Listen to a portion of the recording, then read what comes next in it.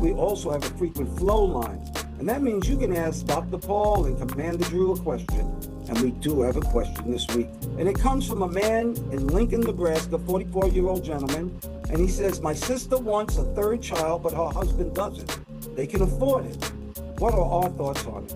I guess it maybe depends on the ages of the other kids, what he's got planned, what else is going on.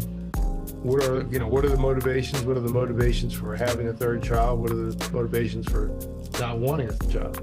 So it sounds like they've got to work out, whatever's going on between them.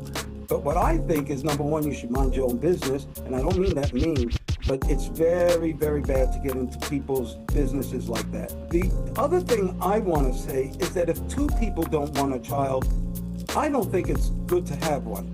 And it was the same thing like Taryn, my daughter, was highly recruited by all these colleges all over the country to play basketball.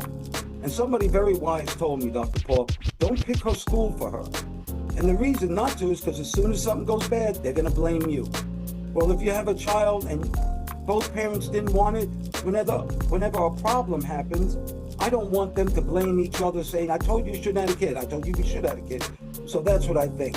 But I think you need to be very careful talking to your sister and not alienate yourself from their family. That's what I think, Dr. Paul.